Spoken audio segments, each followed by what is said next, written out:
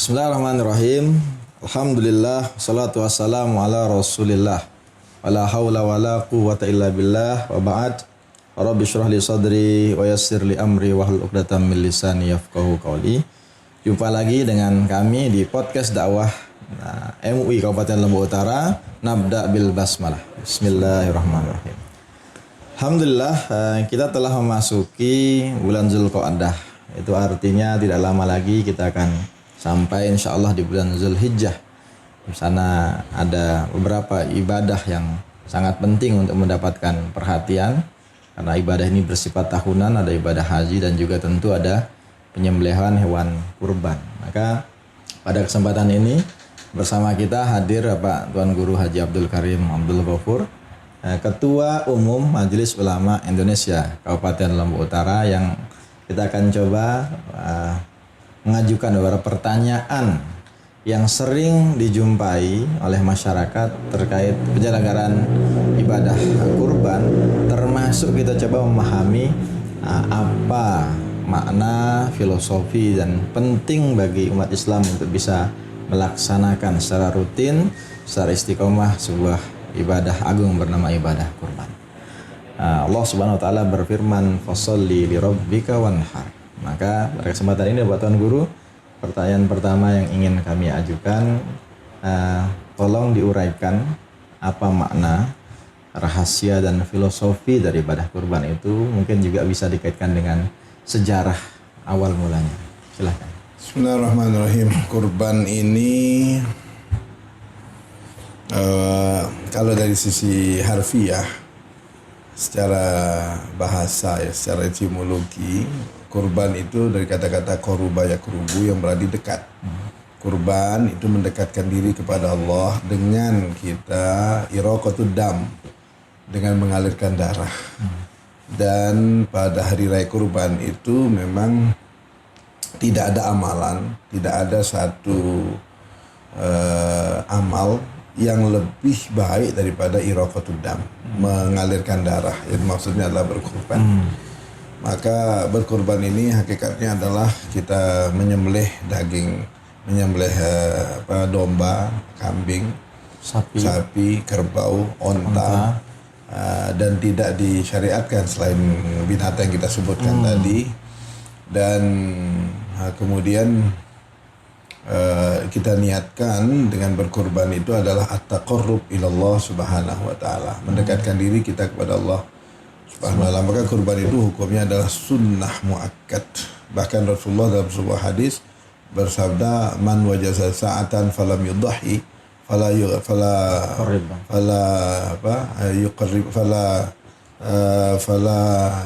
yuqarribanna masjid musallana. Kalau orang tuh punya kemampuan untuk berkurban tapi dia tidak juga berkurban, maka jangan coba mendekati musola kami. Artinya jangan mendekati kami. Artinya dia orang-orang yang kemudian terjauhkan dari Rasulullah Sallallahu Alaihi Wasallam. Dalam Al-Quran sebenarnya kurban ini juga ada dalam beberapa ayat Al-Quran. Umpama fasholli li rabbika wanhar. Kata-kata wanhar itu artinya adalah dan berkurbanlah dan menyembelihlah. Jadi fasholli li rabbika wanhar, dan berkorbanlah. Dalam surat Al-Haji ada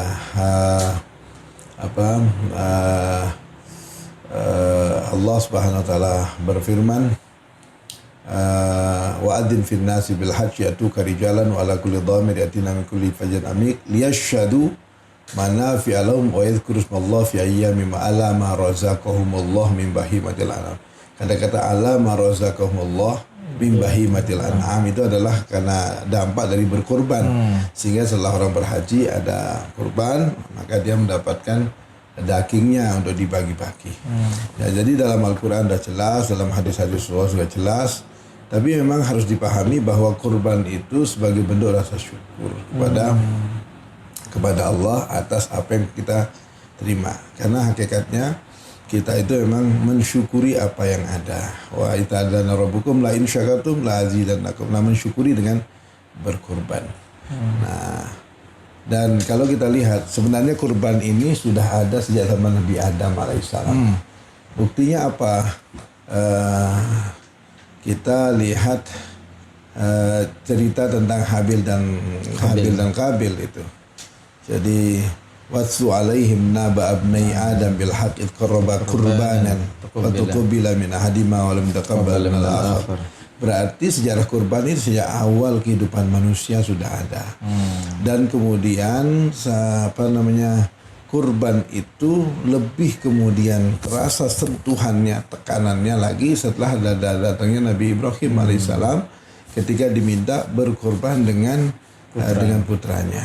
Nah ini. Dan sebelumnya Habil Qabil pun sebenarnya sudah ada dalam syariat itu. Nah, kemudian zaman Nabi Ibrahim diminta untuk berkorban dengan sesuatu yang paling dicintai yaitu anaknya. Dan Nabi Ibrahim melakukannya, tapi Allah kemudian mengganti.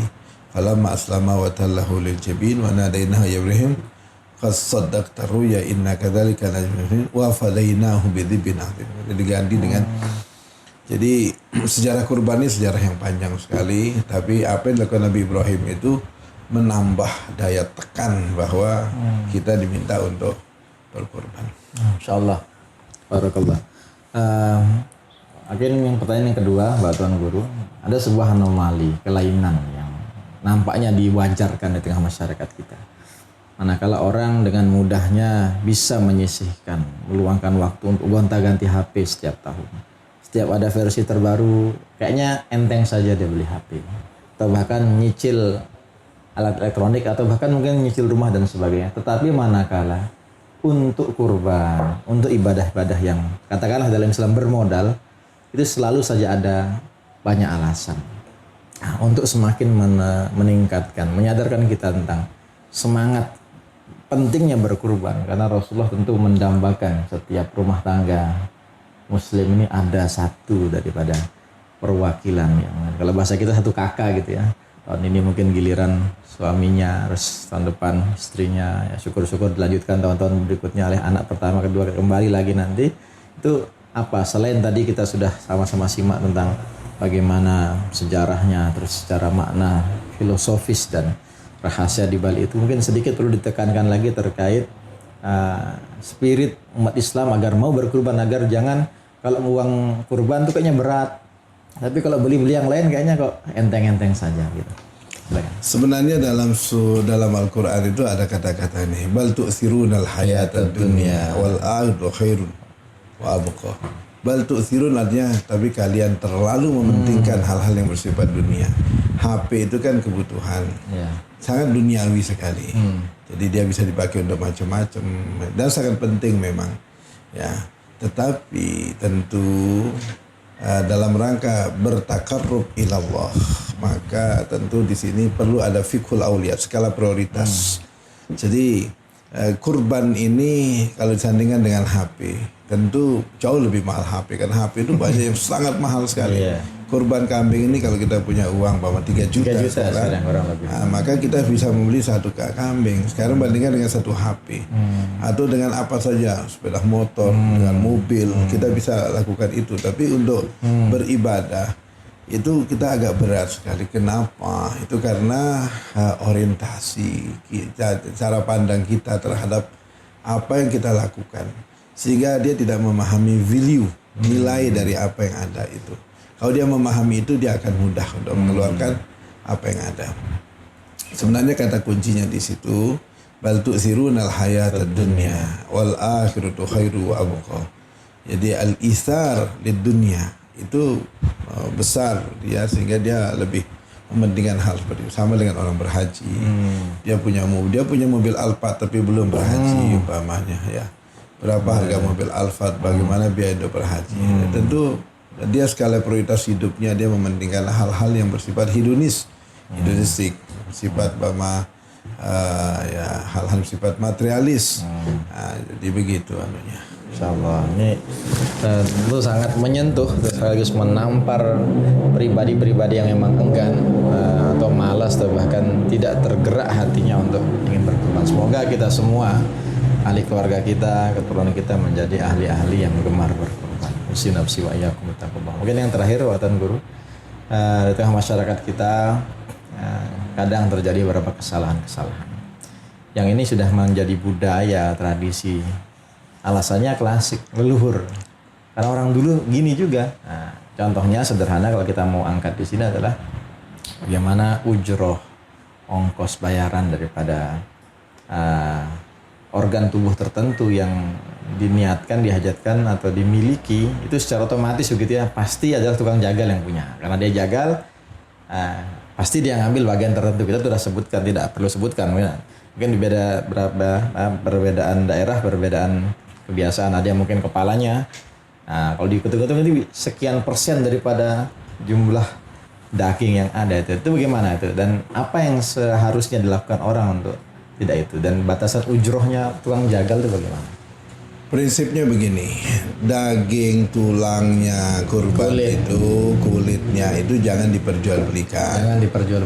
Jangan diperjualbelikan, kemudian hendaknya dibagi sama, dimakan bersama. Kemudian gitu, itu prinsip sebenarnya. Termasuk untuk panitia boleh ya? Panitia boleh, karena dia termasuk bagian daripada keluarga, dianggap begitulah. Nah, sekarang tukang jagal itu mendapatkan bayaran dari situ. Dia boleh mendapatkan bayaran, tapi tidak boleh dari badannya kurban itu. Nah, jadi umpama dia dibayar dengan kepalanya, enggak. Itu nggak boleh ya? Itu jangan, enggak boleh itu. Jadi kalaupun harus dibayar, karena dia jagal, maka karena dia mungkin tukang jagal ini kan dia profesinya memang jagal, maka silakan, tapi dikasihkan di luar kurban itu. Jadi umpama kita sisihkan untuk jagal 200.000, kita kasih 200.000. Jangan diambil dari sehingga betul-betul dagingnya, kulitnya, tulangnya itu semua betul-betul tetap utuh dan kemudian dibagikan kepada sesama. Berarti dia tanggung jawabnya sahibul kurban, dia menyiapkan gitu. Tapi bukan berarti tukang jagal nggak boleh nerima. Boleh dapat, sebatas yang umumnya orang dapat, bukan akadnya sebagai upah gitu ya. Nah, ini menarik, ini perlu diluruskan, dan mari harus ada keberanian dari semua pihak untuk memulai seperti ini. Jangan mengulang lagi dan lagi kebiasaan ini, karena ini jariyatus su begitu. Jadi harus berani, mata rantai ini diputuskan. Jadi sekali lagi apa yang disampaikan Tuan Guru tadi, kalau boleh kita simpulkan, ujroh upah bagi tukang jagal adalah khusus tersendiri. Katakanlah karena ini profesional dibayar gitu ya.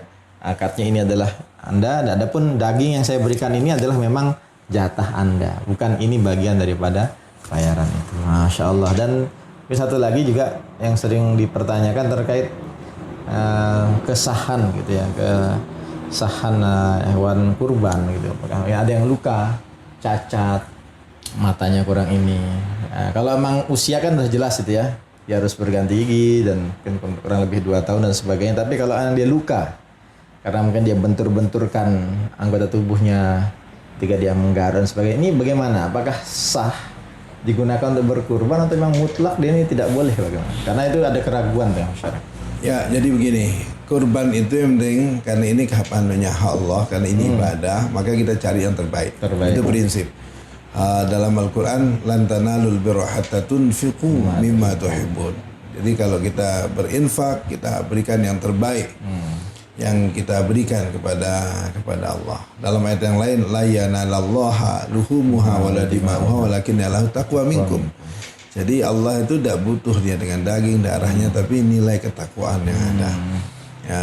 Jadi juga dalam ayat yang wala tunfiqul khabith wala tayammamul khabith tunfiqun walastum biakhiri. Jangan kalian biasa berinfak dengan sesuatu yang kalian aja tidak mau.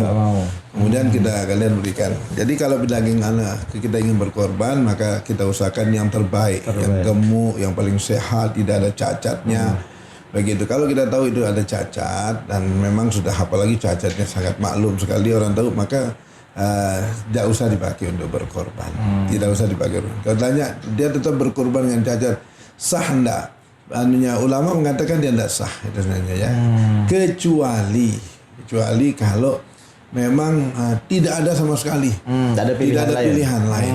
Nah, jadi di situ nilai-nilai kemudian maka nilai sosialnya dia bisa berbagi dengan daging dan lain sebagainya ya.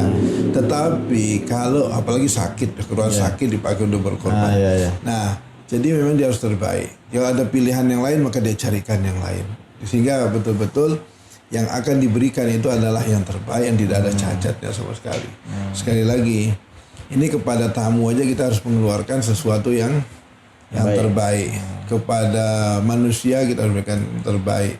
Nah, karena kurban ini adalah Allah, untuk Allah, dan Allah tadi sekali lagi mengatakan la yanalallaha luhumuha wala dima'uha walakin taqwa. Maka ketika kita berkorban dengan sesuatu yang jelek, maka balasannya juga ya seperti ini.